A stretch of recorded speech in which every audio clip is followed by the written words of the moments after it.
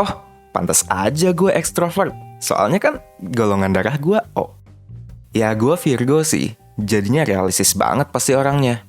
Nah, pernah nggak kalian dengar orang di sekitar kalian ngomong kayak gitu? Apa jangan-jangan kalian sendiri nih yang percaya sama hal-hal kayak gitu? Ternyata, kalau misalnya kita mengacu ke penelitian, kepribadian itu nggak ada hubungannya sama golongan darah ataupun bulan lahir. Ya mungkin tanpa dikasih tahu pun kalian sebenarnya udah cukup kenal sama diri sendiri.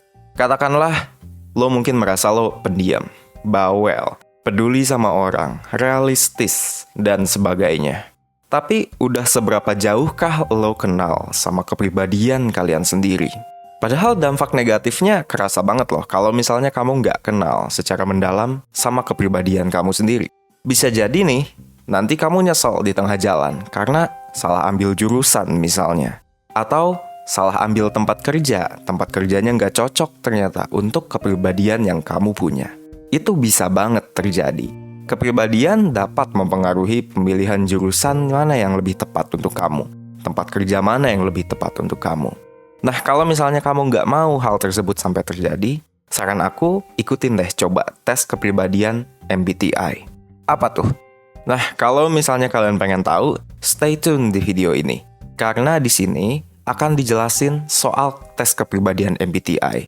Mulai dari pengenalannya apa yang diukur, sampai kegunaan dan beberapa himbauan untuk kalian dalam menginterpretasi tes tersebut.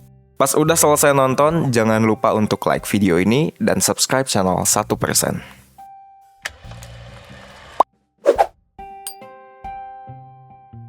Pertama-tama, apa sih MBTI itu sebenarnya? Dan kapan aja sebenarnya tes ini digunakan?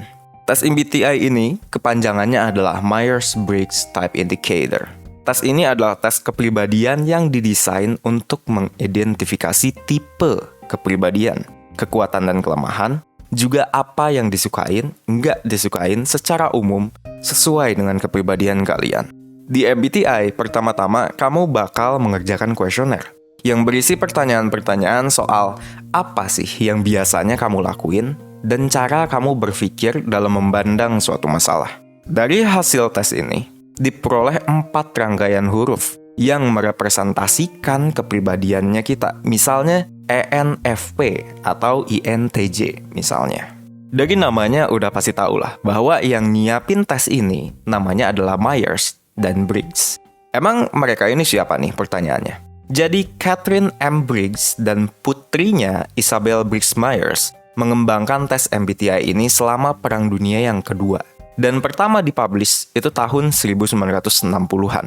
Mereka mengembangkan tes ini dengan kriteria yang mengikuti teorinya Carl Jung, psikolog penulis buku Psychological Types. Nah, tes ini awalnya dibuat oleh Myers dan Briggs untuk para perempuan yang mau kerja di bidang industri biar tahu posisi yang cocok mereka tempatin ini sebenarnya apa. MBTI ini biasanya digunain sama konselor buat tahu preferensi kliennya, supaya bisa nentuin jurusan di perkuliahan atau merencanakan karir ke depannya. MBTI adalah tes paling populer di kalangan organisasi dan perusahaan. Banyak banget digunain untuk seleksi dan nentuin posisi karyawan juga. Nah, secara keseluruhan, tes ini mengukur 4 dimensi utama kepribadian yang saling berlawanan. Yang setiap orang pasti punya dimensi-dimensi ini, tapi tingkatannya berbeda-beda. Hasilnya bisa ada 16 kemungkinan tipe kepribadian yang tersusun dari 4 dimensi tersebut. Makanya tadi hasilnya 4 huruf, itu merepresentasikan 4 dimensi. Nah, oke. Kenapa sih kamu sebaiknya pakai tes kepribadian MBTI dibandingin yang lain? MBTI ini beda sebenarnya dari tes kepribadian lain, karena MBTI ini mengukur preferensi kalian secara umum. Pertanyaannya seputar apa yang kalian suka, di situasi apa kalian nyaman dan nggak nyaman, gimana kalian nyelesain masalah, dan sebagainya. Gampang untuk kalian jawab, karena sehari-hari kalian lakuin. Dan hasilnya kamu bisa tahu mulai dari kelemahan dan kekuatan, tipe kepribadian apa yang cocok sama kamu, sampai di bidang apa kamu cocok untuk bekerja. Di tes ini semua jawaban kamu bakalan ada penjelasannya. Dengan tahu kamu punya tipe kepribadian yang mana, kamu bisa mengembangkan diri. Kok bisa? Nah, karena pertama, Kamu tahu apa yang kamu suka dan gak suka. Apa aja preferensi kalian. Nah, ini membantu kalian ketika nentuin pilihan hidup-hidup yang berdampak ke masa depan. Terus kedua, kamu juga jadi tahu dalam situasi apa sebenarnya kamu bisa bekerja secara optimal. Misalnya, kamu tahu tipe kepribadian kamu itu INTJ, Introvert, Intuition, Thinking, Judging. Nah, kamu jadi ngerti nih, kamu itu orangnya lebih suka kerja sendiri, suka sama pekerjaan yang menuntut logika, analytical, juga lebih teratur secara rencana yang dibuat. Well, let's say, katakanlah kamu mau ambil jurusan kuliah misalnya. Kamu jadi tahu juga sebaiknya ambil yang sejalan sama tipe kamu nih misalnya. Kalau misalnya pakai contoh yang tadi, mungkin kamu lebih cocoknya jadi mahasiswa teknik misalnya. Atau mahasiswa MIPA misalnya. Selain itu, kamu juga jadi tahu nih, karena kamu introvert, bahwa kamu perlu waktu dulu nih untuk bisa deket sama orang baru. Jadi nggak stres lagi ketika kamu ngerasa nggak bisa secepat itu untuk bisa cepet deket sama orang lain, nggak kayak teman-teman kamu yang ekstrovert. Nah, MBTI juga berguna di dunia kerja. Zaman sekarang banyak banget perusahaan yang memakai tes MBTI ini untuk proses seleksi. Kenapa? Karena mereka jadi bisa nempatin para pekerja di posisi yang sesuai sama tipe kepribadian masing-masing. Istilahnya, the right man in the right place. Alasannya karena, pertama, manajer bisa ngumpulin orang-orang yang berdasarkan tipe kepribadiannya cocok. Kedua, manajer bisa nentuin cara komunikasi ke karyawan-karyawannya. Gimana caranya supaya sesuai sama tipe kepribadian mereka masing-masing. Ketiga, nah, untuk bisa memotivasi setiap pekerjanya juga, perusahaan juga harus ngerti tipe kepribadiannya mereka ini kayak gimana. Misalnya, satu karyawan akan termotivasi kalau misalnya terus-terusan dikasih feedback, apresiasi, interaksi yang frequent dengan karyawan lain.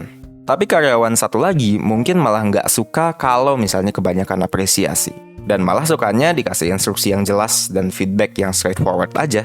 Selain untuk masuk ke perusahaan, MBTI juga berguna di bidang konseling, yaitu career planning dan pilihan jurusan. Jadi untuk kalian yang masih bingung juga mau nyemplung ke pekerjaan apa, MBTI bisa jadi membawa jawaban itu. Dengan MBTI, kamu bisa jadi tahu lapangan pekerjaan yang sesuai sama preferensi kamu dari segi pekerjaan apa yang dilakuin dan lingkungan pekerjaan kayak apa yang kamu suka. Kalau untuk jurusan sama juga. Jurusan apa yang mempelajari hal-hal yang sesuai sama kepribadian kamu. Sebaiknya itu yang kamu ambil. Misalnya, kamu orangnya introvert, sensing juga. Berarti kamu nggak bisa kerja di tempat yang mengharuskan adanya interaksi sama orang terus. Dan yang fokus sama details. Misalnya researchers. Dan sama untuk jurusan. Kalau kamu orangnya extrovert dan thinking, sebaiknya ambil jurusan yang melibatkan interaksi dengan orang-orang atau banyak teamwork. Tapi tetap objektif, analitik. Misalnya apa? Bisnis.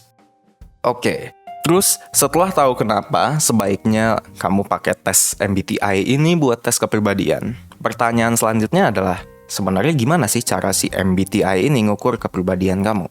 Nah, asumsi dasar si MBTI yang penting buat kamu tahu adalah setiap orang punya cara dan pilihan masing-masing dalam hidup.